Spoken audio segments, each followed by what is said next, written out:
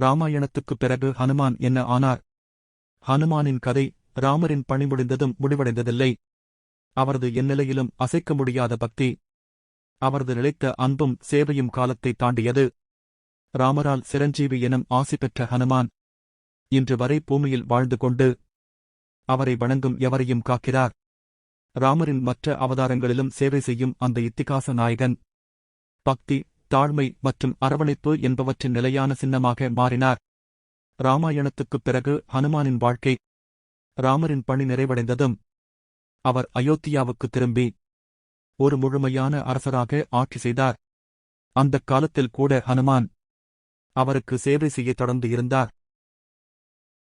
ராமர் ஹனுமானுக்கு ஒரு தனி ராஜ்யம் தர விரும்பினார்.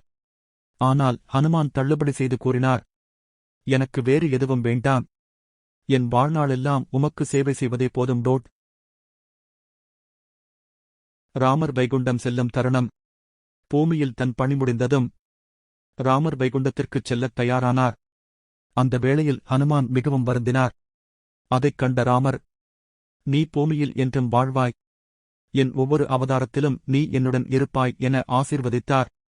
அது ஹனுமானுக்குப் பெரும் பாக்கியம். ஏனெனில் ராமருக்குச் சேவை செய்வதே அவரது வாழ்வின் நோக்கமாக இருந்தது.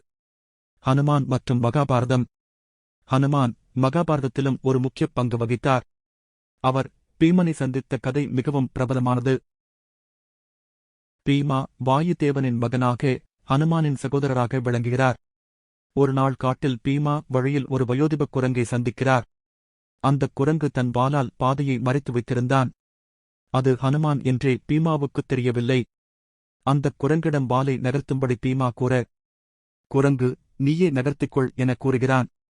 பீமா எவ்வளவோ முயற்சித்தாலும் வாளை அசைக்க முடியவில்லை. தான் தோற்கட்டப்பட்டதை உணர்ந்த பீமா அவரை வணங்கி உண்மை யார் எனக் கேட்டார். அப்பொழுது ஹனுமான் தன் சாற்றை வெளிப்படுத்தினார். அவர் அழுத்தம், பல்லவிகள் அல்லது அகந்தை காட்டுவதற்காக அல்ல, தர்மத்திற்கு சேவை செய்யவே வேண்டும் என்று அறிவுரை கூறினார். அர்ஜுனனும் ஹனுமானும்.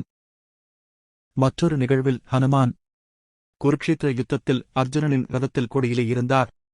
அர்ஜுனன் ராமரின் மற்றொரு அவதாரமான கிருஷ்ணரின் பக்தர். யுத்தத்துக்கு முன் அர்ஜுனன் பயம் கொண்டபோது ஹனுமான் அவருக்கு அருள்வாக்கு வழங்கினார். நான் உன்னுடன் இருப்பேன் என்று. கிருஷ்ணர் அர்ஜுனனின் சரதியாயிருந்தார். ஹனுமான் அவருடைய கொடியில் இருந்ததால் அவர்கள் தர்மத்திற்காக போரிட முழு ஆதரவும் கிடைத்தது. சிரஞ்சீவி ஹனுமான்.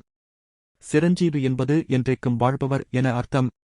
ராமரால் இந்த ஆசியை பெற்ற ஹனுமான் இன்று வரை இந்த உலகில் வாழ்கிறார். அவர் தர்மம் பின்பற்றுபவர்களுக்கு வழிகாட்டி பாதுகாவலராக உள்ளார்.